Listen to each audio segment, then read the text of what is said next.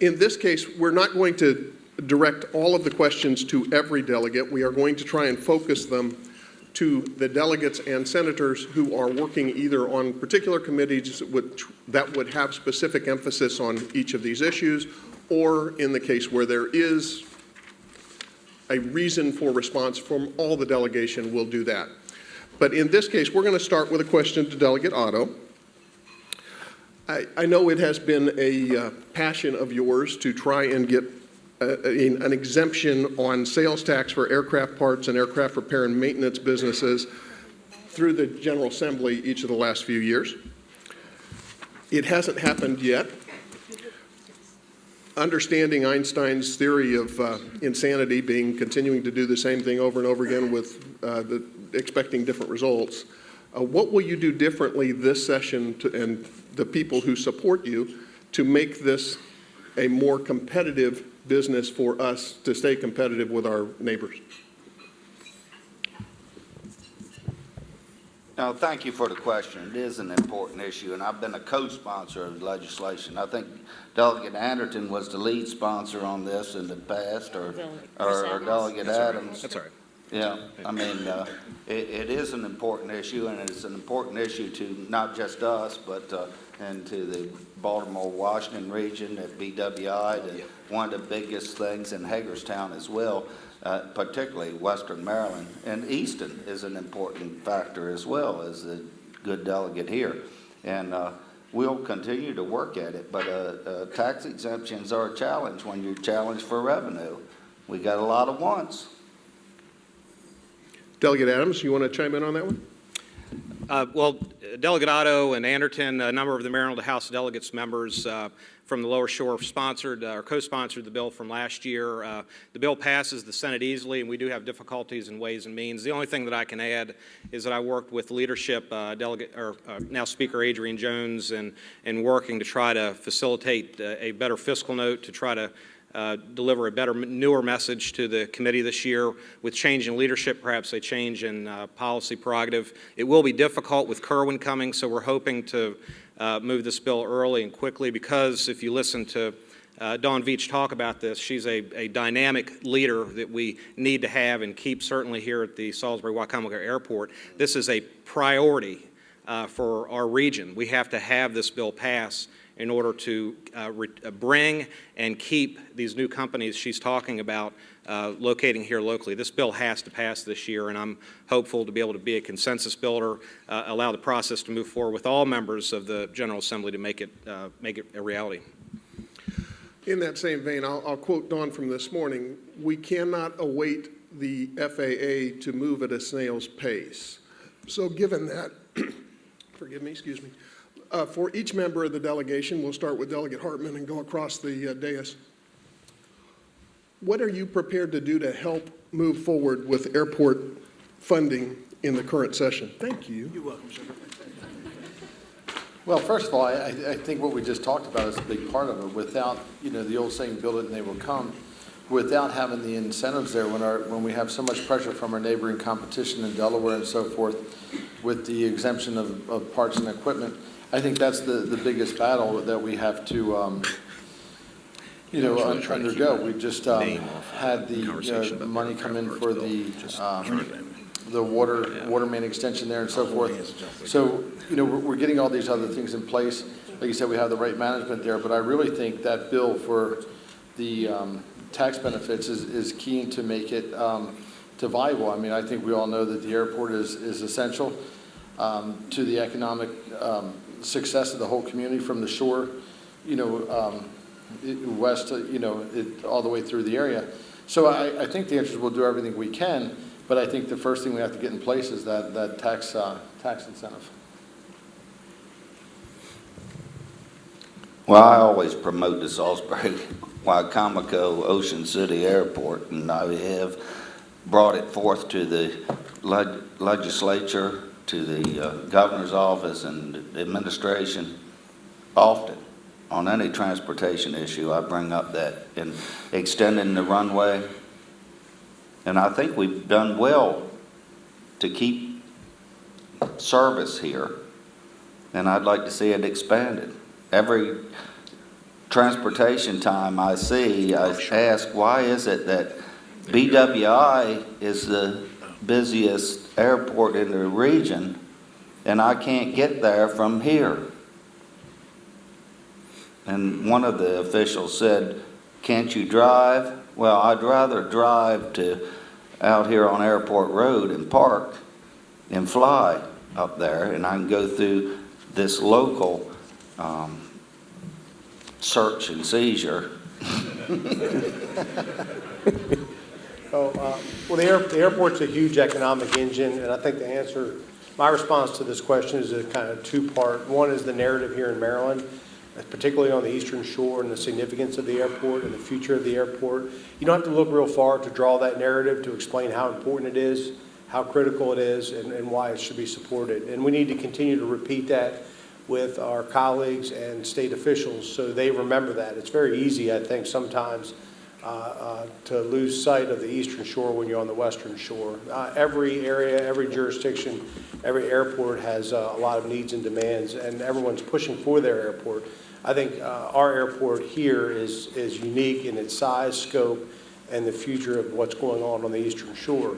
The second part of that answer to that question is, I worked on Capitol Hill for many years, and I plan and intend to fully contact all my friends and colleagues who I worked with in the past, many of which now work in the Trump administration.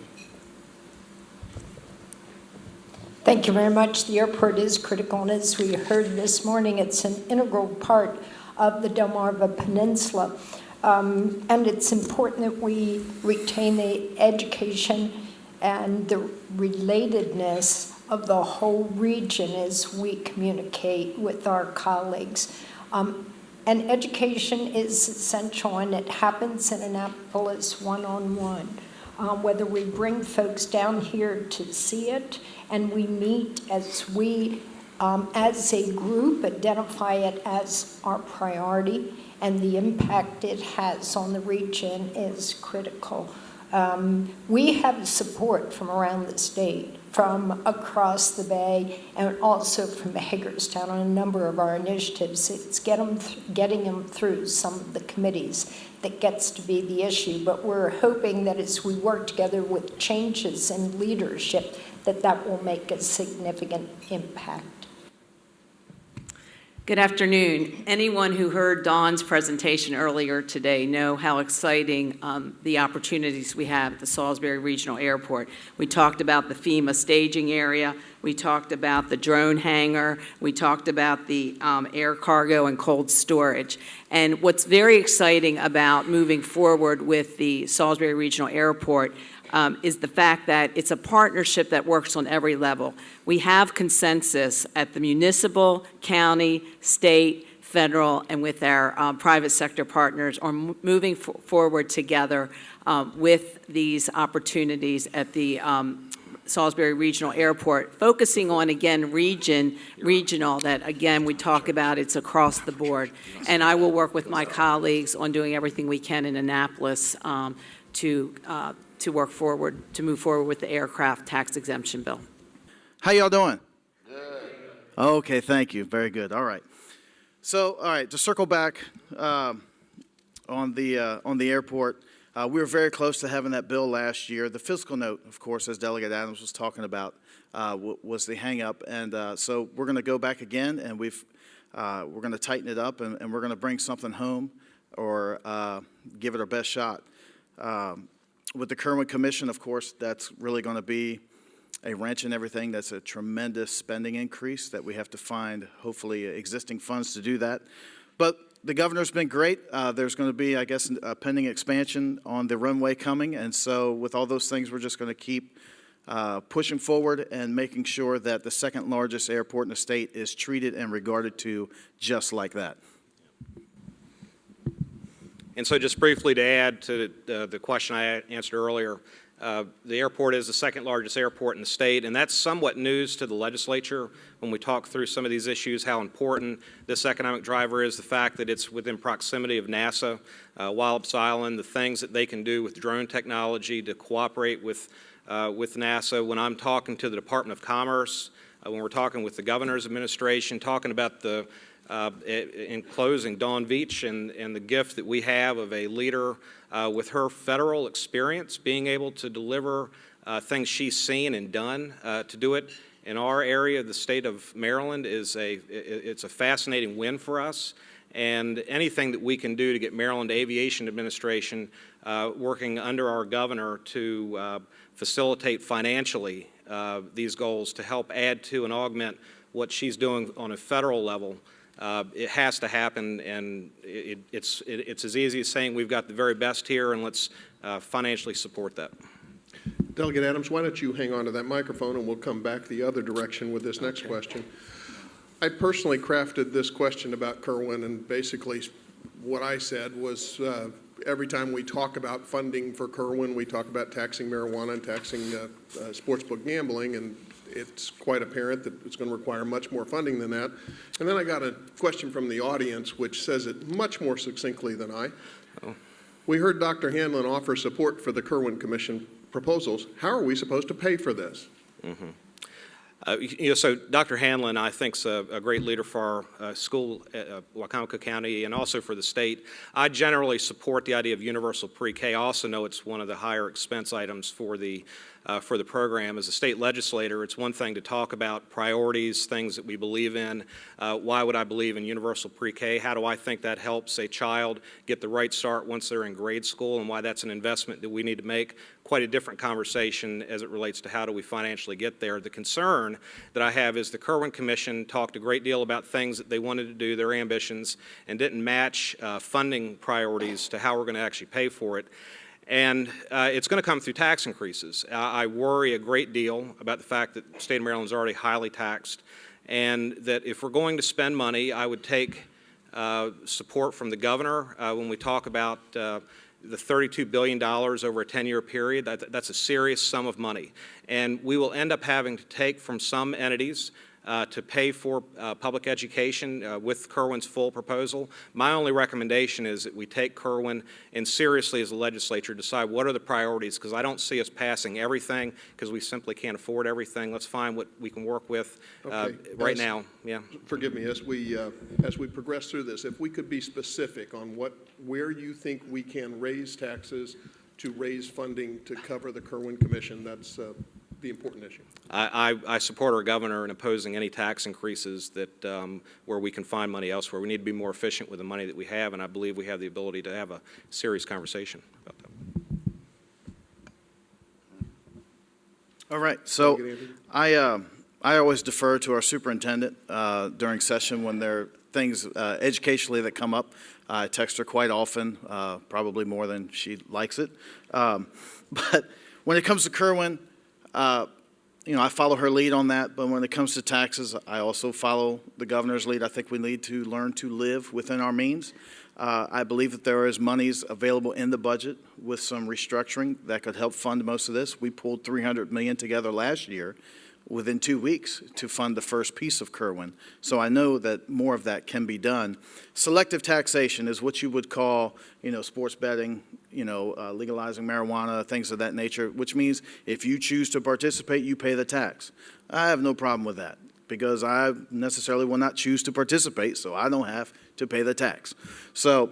But for mandated tax increases, I don't think that this economy is ready for that. I don't think Maryland, especially us on the lower shore, I think we need to be very mindful that we're matching and balancing our economic growth with our educational infrastructure. And I think it can be done, and I look forward to seeing how it works out.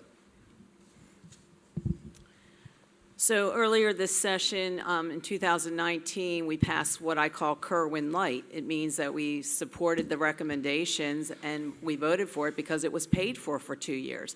Most of us have the same view that we want to give the local jurisdictions as much authority and flexibility to move forward with the 5 policy recommendations that are suitable in each of their individual jurisdictions and what is affordable at the county level. I'm supporting Governor Hogan's education initiatives. Just yesterday, he made an announcement on 2 initiatives, one focusing on struggling schools, and the second one on school construction, and where he's getting the funding is through casino revenues that are in the education lockbox. So I will continue to support those type of funding opportunities in supporting education. Thank you very much. Most of these will come through my committee. And we've already started going around the state, checking out the casinos and seeing what they are getting lined up to do, and then where we put those monies. There are monies set aside in a lockbox, and that will be part of what goes to the funding of Kerwin and school construction. Personally, I think we've neglected putting funding in for our infant and toddlers, and I think if we want to stem the opiate crisis, the increased suicides, we need to go way upstream. And we need to talk about healthy brains, and we need to talk about that from birth to 3. That hasn't been a part of this conversation with Kerwin. So we need to take a look at that, and there is consensus building within at least the Senate, and I believe in the House, to be able to look at that. But it's up to the local jurisdictions, I believe, to identify what's going to be a priority for them, because each of our counties is very different, and then we'll fund it accordingly. So everybody says taxes and your hair stands up, you know, and I don't, this is a tough question to ask because the issues aren't in front of us, so we don't know exactly what we're voting on. So what will you vote on? What will you not vote on? I'm not real comfortable with Kerwin. It's a huge proposal. You're talking about huge money. I know firsthand, I've got 2 children right now in public school, and I don't want to vote against something that's intended to benefit my own children and the children throughout all of our communities. But I've got some real concerns about the track we're heading, and just saying we need this money now. We talked earlier about the tax status for the repair on the airplanes and airplane parts, or the sale of them. That, in fact, is a revenue generator. Rather than say all of a sudden we need taxes, I think we need to find a way to better structure our budget to fund the proposals that we're pursuing. So at this time, I'm not ready to say I'm supporting any new taxes. I do with a smile. Well said, Johnny. How many want a 10% sales tax? Right. Any hands in the room? I want to mention again about the Salisbury Airport, how important that is to the aviation program at the University of Maryland Eastern Shore. It's the only aviation program in the state of Maryland. So we got a lot of priorities, and we got a lot of wants. And then we got a 4-year report that I could have done in 4 days, just throw money at it. And we're going to have a challenge, and that's what we do every year with a $44 billion budget. Is going up $1 billion every year I've been in the General Assembly, no matter what the revenue was. We got a lot of choices to make, and the legislature is going to have to make them, not some commission. Well, I think the state enjoys a benefit right now from the federal and state standard deduction being coupled. And with the increase in the federal deduction, a lot of people are taking the state standard deduction, which created a windfall for the state that's helped us to the effect of like $700–800 million. Although I'd like to see the decoupling of those two, the reality of it is I don't think that's going to happen, so that money continues to flow in, which I'm sure will be part of the solution of this. And then in the last session, internet sales tax passed, so if you notice, purchases that you're making online are being taxed, so there's additional revenue coming in there. The original question mentioned marijuana sales. Fortunately, recreational marijuana, it seems like a delegation went out to Colorado, and they're not seeing the benefit in that. So just to give everyone a relief, at least from my standpoint, I don't think we're going to see recreational marijuana come to the state.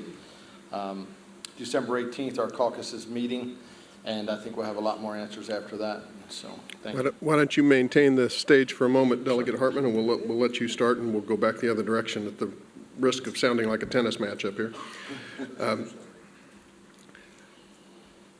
Agriculture is the heart of the economy on the Eastern Shore. We all know that. There's no confusion about it. However, on the Western Shore, that message does not seem to get through to some of your colleagues in both the Senate and the House. How will you tell your story of the crucial importance of agriculture to your fellow senators and delegates, and how can you, as a Shore legislator, protect farmers from damaging legislation? It's funny you should ask. I think yesterday I sent a letter off to the Secretary of Ag and the Governor. Earlier I mentioned when the Beacon Group was up here, the work they just did with the phosphorus management. And Delegate Otto and Senator Cruz and myself were up at the last meeting when that was to be voted on as far as implementing the next phase of PMT, I won't get into to numbers and so forth that are confusing, but we're asking for a delay in implementation in the next phase of the PMT. Levels from 300 to 150, and that's going to eliminate a lot of the farmland in Maryland. The bottom line, we need that delay. I just wrote a letter to the governor asking for that delay. Included the Secretary of Ag. In fact, I even asked to be put on the phosphorus management, the PMT team, because there was an opening in the House of Delegates. I see some people laughing. I thought it was worth a try. They put a delegate from Montgomery County on that committee. So unfortunately, I was not put there, but I certainly made an effort, and I'll continue to make that effort. I let the Speaker know that I desire to have that position as somebody here on the shore that is part of the Chesapeake Bay watershed and has such a big part of our economy from poultry. I thought it was important that they have representation there that understands the issue. So I'll continue in those areas. Delegate Otto? Thank you for the question. I'm glad that we have an agricultural question on here. I've served for 9 years on the Environment and Transportation Committee and have those opportunities usually to see the bills that come forth that affect our agricultural community and the environment and our watermen. And it is a challenge, and you present the story with credibility, with the livelihood of the watermen, of the poultry farmers. Much of the good work that Mount Airy has had a good program here of the relationship of their growers and the poultry farms and what they're giving back to the communities. Those kind of messages is what's going to carry us through, and truthfulness. I mean, I'm not afraid of the science. There's things that we can do to still allow this production to take place. And the greatest thing is that we put rules and regulations in there that we can't spread the manure till March, and then that's when we're getting the rains, and the only time you get the phosphorus runoff is when it rains. So, the best thing we could do right now is have a cover crop out there and spread the manure right now, scientifically. I could justify it. I have to laugh when a politician talks about spreading the manure. It's just... But I am one of 2 farmers that are in the General Assembly of 180. Just a word of caution to the delegation. Please respect the timing. We want to make sure we can get to those cards. I don't usually do it. I understand. You're not the only one. Delegate Mounts. Yeah, I think Delegate Otto hit the nail on the head because we're blessed to be we're blessed to be in the community, and the agricultural community has lifted us up. They've brought us in, they've educated us, they've embraced us, and they've taught us. And when the science comes up, we have to be on point to be able to argue the science and bring out the real facts of the science. Science can be an interesting debate depending on who's making the arguments. And so I want to say thank you to the agricultural community for all you've done to help us. And I think we need to continue to praise the agricultural community for taking the lead. You don't have to do much to appreciate what we're doing here other than just go to another state where there's a lot of agriculture and observe the practices there. You don't have to be an expert just to see the difference in the way the activities are conducted. I was recently in Ohio, and I had to blink my eyes. I couldn't believe the difference, the distinction. So thank you to our agricultural community. Thank you very much. It's really important that we tell our story, and we tell it way back when. I'm working on a project, actually, that would create a history, a chronological history of the founding of Maryland here on the Eastern Shore, and it was all about food, making sure an adequate food supply was that people could come and grow their own food. And I think in the absence of a good history, people fill in the blanks. So it's important that we get that in our classroom, and we are blessed to be a pioneer with our Department of Ag and a number of the practices that we've put in place working together with the environmental community. So we do have some good stories. When we begin to talk about nutrient trading, that's another piece of that is really going to be significant and revolutionary moving forward. We did our ag law process in place, and we now have a whole body of research and ag law and providing classes where environment and ag can work together. So I think it is important that we tell our story, but not only that we go back and fill in what we don't already have in books. Senator Carrozza? Thank you. And on the theme of stories, I wanted to let you all know one way to do it is to actually have our colleagues from the Western Shore experience some of our shore life. So this past August, when some of my colleagues were down for Mako, I thought, how am I going to get them to leave Ocean City on a nice, hot, sunny day and spend an hour in a chicken house? And I thought, well, one way to do it is if they'll commit 1 hour to visit in that chicken house, I'll show them another local business right around the corner that they can experience, Tall Tales Local Brewery. So we put that trip together. We had 7 members of the Maryland General Assembly, including 2 of my colleagues, Delegate Otto and Delegate Hartman, that joined us, and you saw us there. At the brewery. And exactly. And what was amazing about it is for these members, it was 5 senators and 2 delegates. The comments: number 1, it was cooler it was cooler inside than it was outside. And 2, they saw when the chickens were hungry, they went and ate on their own. When the chickens were thirsty, they drank on their own. They weren't all on top of each other. They could move around. That told the story of how we do poultry here on the shore. That's just one example. And just very quickly, I want to note, this delegation immediately after this meeting is meeting as a delegation with the poultry industry so we can strategize about next session. Thank you. Delegate Anderton. Okay, I don't see him in here, so I'm going to go ahead and tell you something really quick. After I was elected in 2014, Senator Mathias pulled me aside and said, if you want to have any success in Annapolis, you have to build relationships with everybody. So that's the first thing I did. You know me, I'm just goofy, so I just became friends with everybody, and it's much easier to talk with and ask a favor of a friend than have to introduce yourself. How you doing? Can I have a favor? So we've done pretty successful with that. The chicken tax bill, do you remember that floating around 2 separate years? We made that go away by relationships. And I don't think he's in here, but Charles Wright, I brought him up to meet the bill sponsor one year, and they had a conversation that went away. And then there were other poultry bills that came up. Chris Perdue came up. We brought him to Annapolis and had him tell his story directly to some of the bill sponsors. And that's the way things get done, is by relationships. And if you don't have those relationships, you're not going to be as successful as you want to be. So we'll continue to move forward with that and continue to have the successes that we've already gotten. So I view so much of what we do in Annapolis is not so much Republican versus Democrat, but it quite often is urban versus rural. So the goal for us as an Eastern Shore delegation is to deliver messages that people in Montgomery, Prince George's, and Baltimore City can relate to and understand.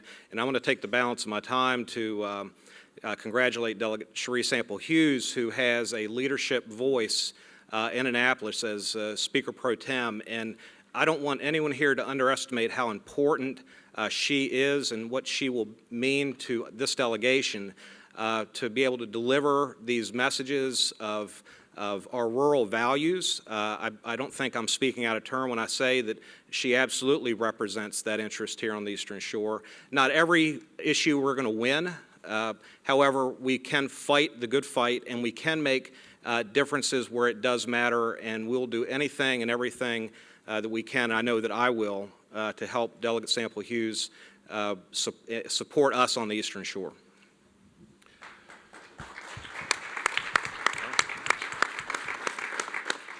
That was a great drop the mic moment. I'm glad I didn't, though. I'm going to direct this one directly to Senator Carrozza and then Delegate Adams.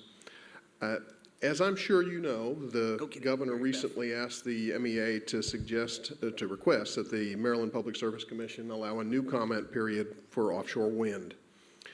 The wind turbines off the coast of Maryland are now going to extend to 900 feet, a full 200 higher than originally planned. Recently, two international companies, GE and AIS, have been on the lower shore talking to manufacturers about possible manufacturing sites, and Ørsted, the developer of the first offshore wind project, is clearly moving forward. Between the government entity and the private sector, we're seeing very mixed messages. In that environment, what's your position on offshore wind? Thank you for the question. I've been very consistent with my position on the proposed offshore wind turbines. Number one, there are the visibility issues, particularly now that it's been brought to light that the structures are bigger than originally proposed. Number two, the impact on commercial fishing. And believe me, of all of our industries, the commercial watermen have taken it on the chin, so I'm very concerned about the issues they're raising. I'm also concerned about the impact on military communications. Also, just the overall cost to ratepayers. I think that really needs to be fleshed out. And finally, when those structures are abandoned, again, it's going to be up to, what are we going to do with them? It's going to be back to the taxpayer. So I've consistently raised these issues up for concern and still have those concerns today. Delegate Adams? Okay. So I view this as a legacy issue for the Eastern Shore. I'm here for a short period of time in my life as a business owner to serve in Annapolis. As a fifth-generation Eastern Shoreman, I do not want to see the shores of Ocean City desecrated with any energy production off our shores, drilling or offshore wind. So I stand with the town of Ocean City in saying if we're going to have offshore wind, put it where I can't see it. And I've been very specific. I've tried to pass a bill a couple years ago to move that forward. The other concern I have as a member of the Economic Matters Committee is for the ratepayer and the taxpayer. $755 million is going to be the cost of advancing 1158 House Bill, the Clean Energy Jobs Act. This is going to add $500 to everyone's power bill. We have to be very careful about what these costs are. So let me be clear. The state of Maryland, through their OREC, had $131 is the cost per megawatt hour for their tax subsidy, their tax credit. Recently, procurements in Massachusetts and New York are half of that. We have to be very careful with the taxpayer and the ratepayer dollar. Consider me a fighter for the ratepayer and taxpayer and for the town of Ocean City.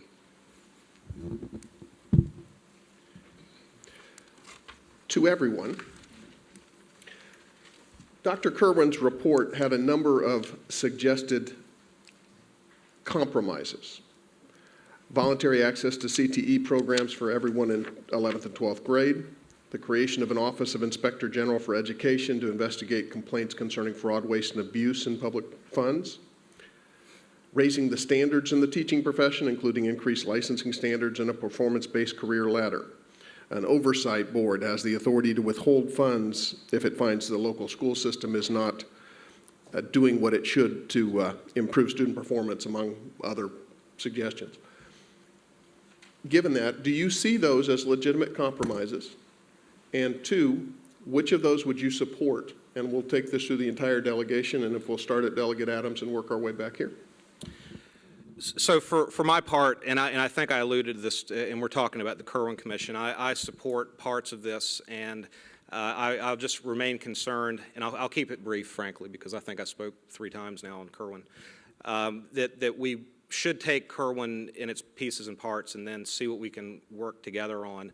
We've got to be careful not to waste taxpayer dollars in inefficient, ineffective ways. We want accountability. We want delivery of good education, and at the same time doing it in a way that's responsible to the taxpayer. I think that's, until, like Delegate Mount said, until we sit in session and start hearing about what the actual bill is and what the obligations are financially, that's where I stand right now.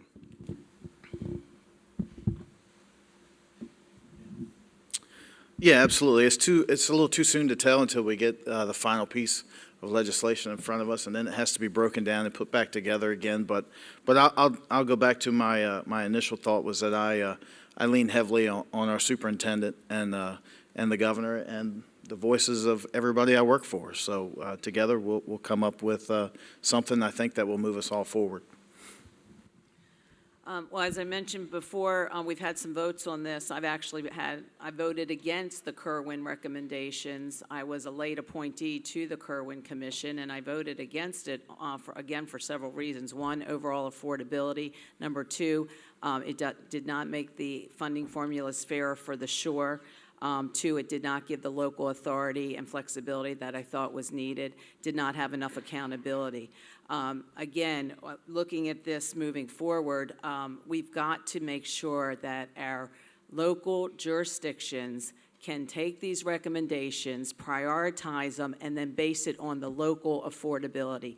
Those are the determining factors of whether I would vote for the Kerwin recommendations. You're going to hear about the same thing that I said before. I think it's really important that we go upstream, if you will, to early childhood. We have a lot of low-income areas in the jurisdictions I represent. We don't have wellness and trauma-informed care in all of our schools, although we're getting there. And I see a lot of movement from our local school systems in the right direction. But until we see a bill, until I know that there is going to be flexibility for our local jurisdictions to manage the outcome and the cost, I'm going to reserve where I'm going to fall down on which side until I see that and make sure that what I think is important is included in that compromise. And I'd like to point out, this raises, a critical aspect of what we're discussing with Kerwin. How are you going to ensure that these compromises stay in the final bill? The reality is this is analogous to the big omnibus continuing resolution they do for the federal government. It's a huge pile of paper. No time is given to deliberate. There are changes that are made, and it's jammed through. I've got a bad feeling that's what's coming in Kerwin. When you're saying, can you protect these compromises? No, you can't. And we hope that we have the opportunity to know what the compromises are when the bill comes up. We'll have a chance to vote. Yes, there'll be a bill that'll everybody will see, but then there'll be some other changes. Well, each one of these are pretty significant things that ought to be given due awareness, due discussion, however you want to mention it. But I think this is highlights a problem with the approach that this Kerwin project is taking. So, hope that helps. I don't find the question that you have here as necessarily compromises that are in the Kerwin report. Maybe it was from the educational hierarchy, but we've had career and technology education. We used to call it vocational education. I saw Terry Greenwood out here that led the program here in Wicomico County a few years back. We called it vocational then, but I guess that had the connotation of work related to it, so they couldn't get enough students, so we had to change the name of it. These are programs that I think all of us on this table would support, and initiatives, and we've supported them in the past. And that doesn't mean we have to raise $4 billion a year additional monies to fund them and make them take place. We have a beautiful school in Worcester County Technology Center. We just opened one in Westover that really upset me because they said the old one was antiquated, and that's the one that I went to, and it was pretty new. But that's a great note to end on. I went there too. Well, I certainly support all the concepts of Kerwin. I myself am a product of VOTEC. The stigma didn't bother me. Career and technology is a huge part of it for me. We have such a shortage here on the shore. It's upsetting to me when I see our CTE schools not offering simple trades that we need every day, such as plumbing. It's not offered in Worcester or Wicomico County. We have a lot of work to do there, so I fully support those type of things. And that those career opportunities, lead to entrepreneurship, self-employment, and it's a great opportunity for small business here and keep our people on the shore. My daughter's a teacher. I support elevating the standards of teaching, elevating the profession. The big thing is how do we pay for it? I represent Worcester County and Wicomico County, so I need to really balance the funding between those two counties. There's a huge disparity between the benefits to Worcester versus Wycomico. And so all that has to be taken into consideration. As I said earlier, we're going to have a delegation meeting on December 18th. And, I'm sure collectively we'll be able to discuss this, and open dialogue is what really helps. So again, I'll defer back to that December 18th meeting. I'm going to leave the prepared questions at this point because we've got several really good questions from the audience. And I will direct each of these to one person to respond, and then if anyone else would like to chime in, please feel free. The first question I'll direct to Delegate Anderton. Are you offended that the county executive hired a lobbyist to influence your colleagues? Here, Chris, you take that one. Nope. Am I offended? No, I don't ever get offended. It's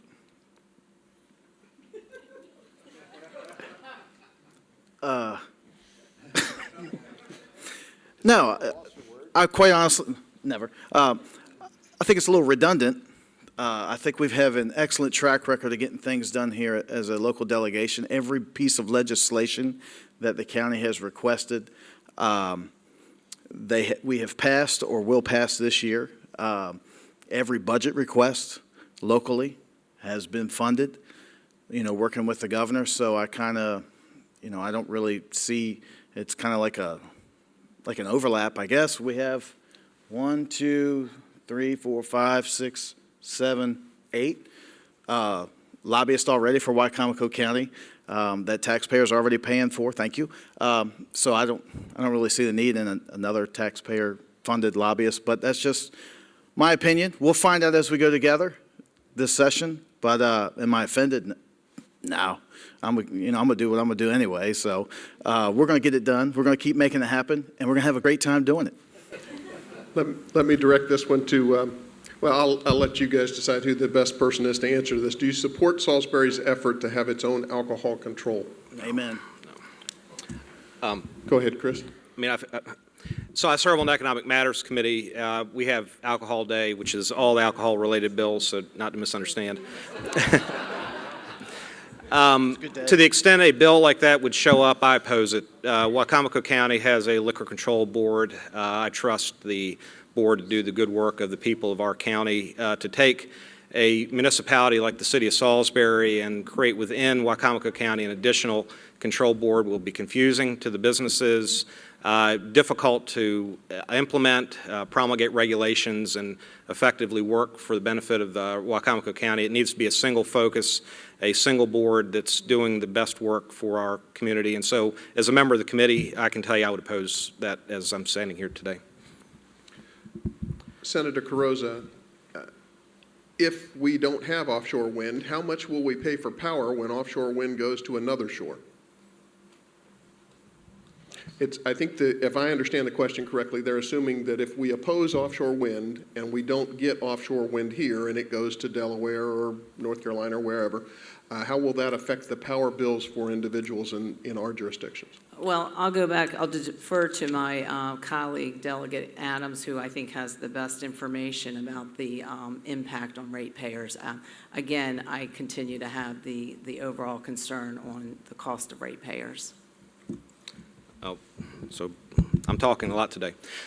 So early on, the O'Malley administration talked about this as being a first mover advantage. Let me just say, as I'm standing in 2019, I believe it was a first mover disadvantage because there was no consensus built. There was no concerns for the opponents or even people that wouldn't oppose but are concerned with the viewshed and Ocean City's concerns. So when I think through that question, we're talking about whether Maryland loses or wins, whether financially we're able to advantage ourselves of the opportunity. That was lost when O'Malley took this plan and made it a central plank of his presidential campaign. He moved too fast, went with the federal government to put these wind energy areas in the wrong spots in the middle of Coast Guard, shipping lanes. These are the things that are going to kill this project for Maryland. Not the Hogan administration, and surely not one member of 141 members of the House of Delegates and me. It's going to be killed because it's just a terrible conceived plan that went too fast, consensus wasn't built, and I've learned how important it is as a legislator to get people at the table and work things out. So forget the money. At this point, Maryland needs to try to salvage what they've got, which means stand in front of the town of Ocean City and figure out what the issue is and get it resolved. That's 10 years in the making. They should have had this done long before now. That's Anyone 2 else want bites to of chime in on that? Let's go with Delegate Mouts on this one. What are the thoughts on Chop Tank Electric Co-op's proposal to bring broadband to the lower shore? Well, the Chop Tank has a plan, and their plan is to apply for a federal grant. And the federal grant is designed for electric co-ops to bring high-speed broadband to the homes, sort of emulating what was done with electric. Co-ops exist in areas to provide electric to homes where otherwise private companies would not bring electric. So the co-ops exist. They're an infrastructure. They're a great infrastructure. Chop Tank is proposing a bill that would change their regulatory status with a public service commission that would enable them to not only apply for the grant, but to use assets and resources to do this work. To me, I'm all in for high-speed broadband. I want to see high-speed broadband. It's infrastructure that we have to have. Now, with regards to the bill, there are a lot of discussions with the Public Service Commission, protecting ratepayers, and I think these are all details that we can work out in the legislature. But to me, it's a critical thing, and I know I'm out of time. I want to add one other point, is that, you know, as we are able to expand high-speed broadband, I firmly believe you'll see private entities realize they're losing market share and ante up and decide this is the wave of the future.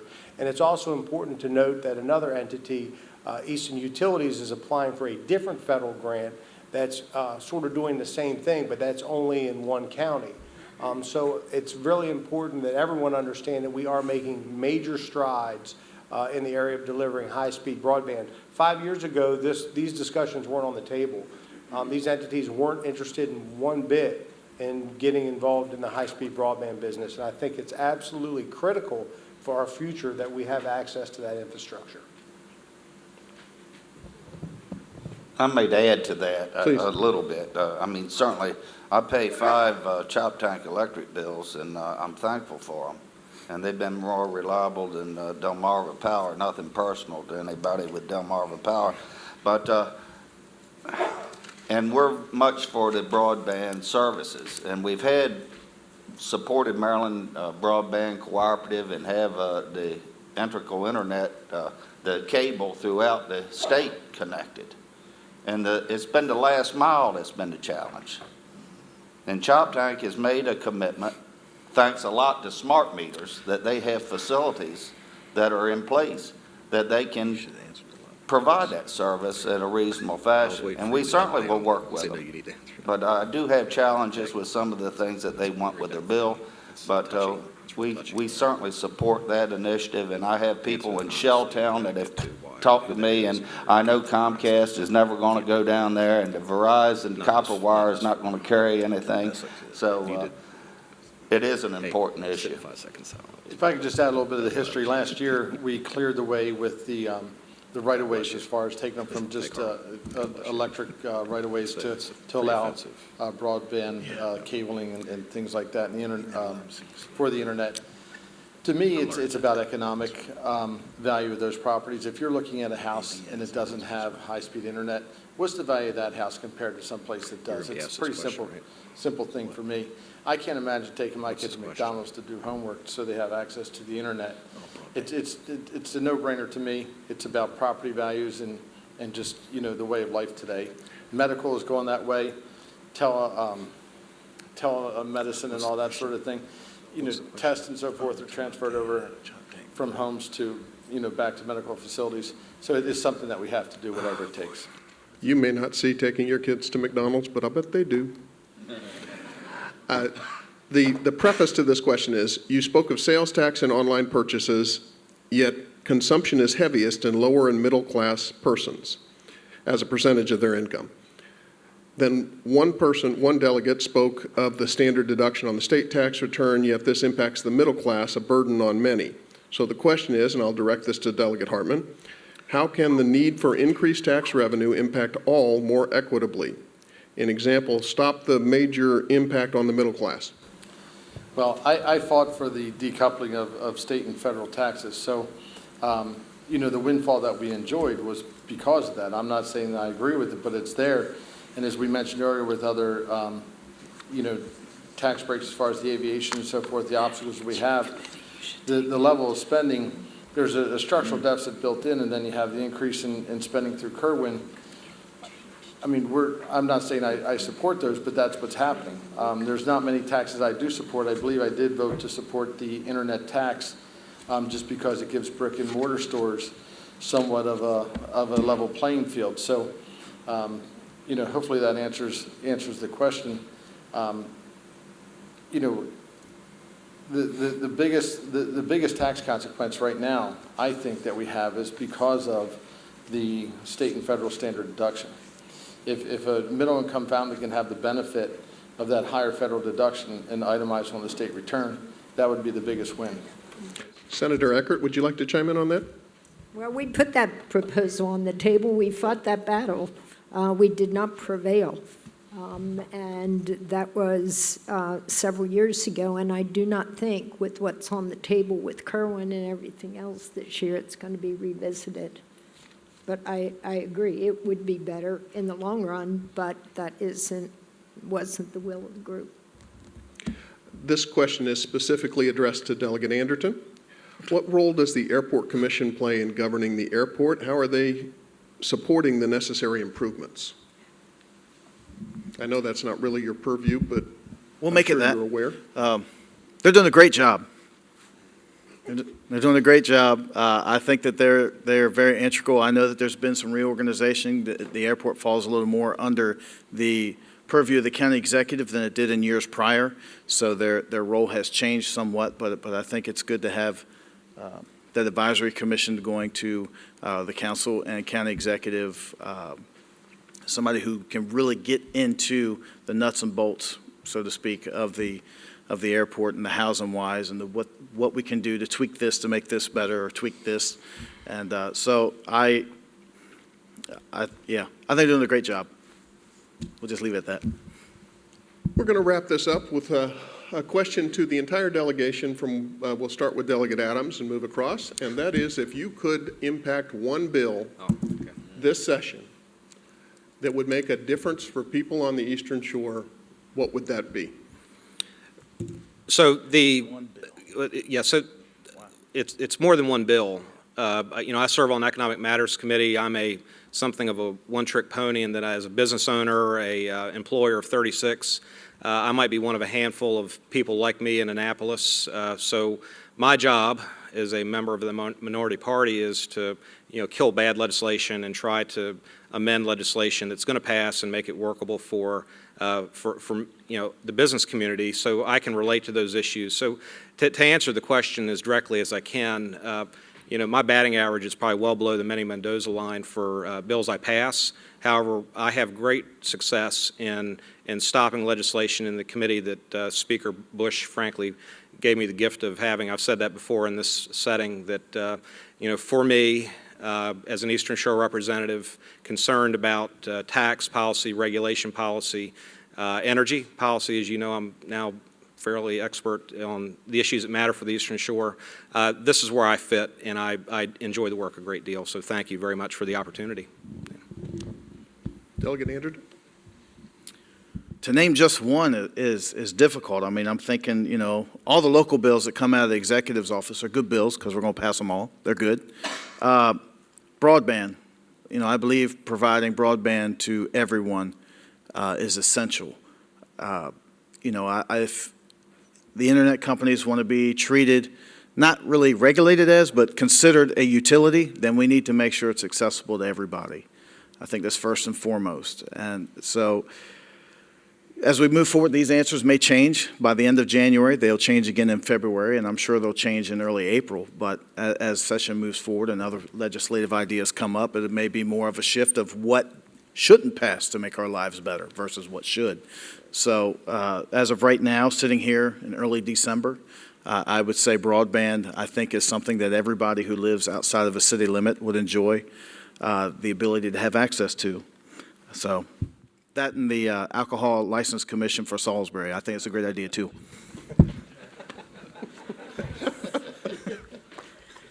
Well, no surprise, I will say Kerwin, and the reason I say Kerwin is because it impacts every other aspect of our constituents' lives.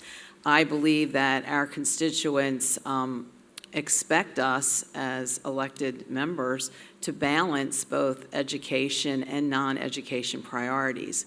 So now we have a defining issue with the Kerwin recommendations coming now before the full Maryland General Assembly. So I want to use my role, especially on the Senate Education, Health, and Environmental Affairs Committee, where that bill will come through, as well as Senate Budget and Taxation, to influence the issues and try to push and get as much local authority addressing the affordability issues as possible, because again, if we can prioritize education in an affordable way, we'll also be able to then support our non-education priorities, many which we spent most of the morning talking about with infrastructure, economic development. We didn't talk about the heroin opioid epidemic. So I think, again, going back to this balance of education and non-education priorities and striking that balance. Thank you very much, and I think Kerwin. I also agree we need to make sure that we put in place what we need to make sure that kids are coming to school ready to learn, because that's not only building a base for education, it's building a base for life in basic life skills and building relationships and setting the stage for the future of our communities. So we have to pass Kerwin, and we have to figure out how our counties can afford it and how we put in place what we need to be able to build for a healthy future. And I'm going to try to entertain or spice things up so we don't say the same thing, repeat it. But if it's like Christmas Day for legislators and I get to pick whatever bill I want to do, I want the budget. If we could fix the budget and solve some of the funding challenges throughout the shore in all of these areas, it would have a tremendous effect. The governor listens to us. We have a lot of access to him. We don't always come out ahead. We're going to continue to do that. But I think still today, amongst everything you read in the newspaper and stuff you see on the news, on TV, I think the budget is still paramount to everyone. It's critical. And then, and to spice things up, now this may ruin your Christmas, and I know we talked about windmills a little bit earlier. I'm a very big proponent of the environment, and I'm very frustrated because I think, and you got to do some research, don't hate me after I say this, but for renewable energy, one of the best sources available is nuclear energy. That's right. And no one seems to want to have that conversation, even though it's very effective in France. And I'm not saying France is the way to go. Delegate Otto. Thank you. I don't need roads myself. Something we haven't talked about, and not necessarily right at the business community, but I think the attack that we'll have on our Second Amendment rights will be a challenge this year, that we'll have to watch the bills that pertain to it, especially for our lifestyle in the rural areas and protecting ourselves and from critters and controlling the population of critters and this, that, and the other. So I think that's going to be a big issue that we got to keep on the radar screen. I wish I could pick one bill on every topic. I mean, we talked about. Delegate Hartman, Delegate Otto did not yield his time to you, just so you You're know. welcome. I'm through. And I want to thank the chamber and everyone that was a part of this event today. Can I start now? So as I was saying before, I wish I could pick a topic in a bill in every topic. We talked about decoupling. One thing we didn't talk about for businesses, the paid, reversing the paid leave bill, tax relief. I serve on judiciary, and that's something that we don't bring up often. There's been a lot of changes in leadership, not only in the House but on the Senate side, and some big changes that are going to impact the outcome. A lot of bills that will affect our way of life here on the shore, and that's regarding the Second Amendment.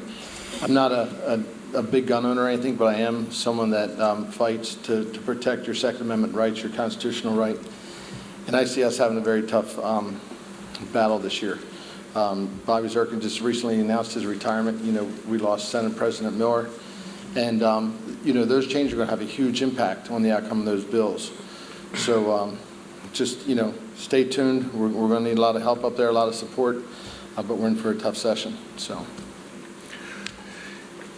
In a day like today's environment, where partisan bickering seems to have dominated politics across the TV screen every time we turn it on, it's nice to know that we have a delegation who you may not always agree with, but you can be confident they are working as hard as they possibly can to further the interests of the Eastern Shore. Please say thank you.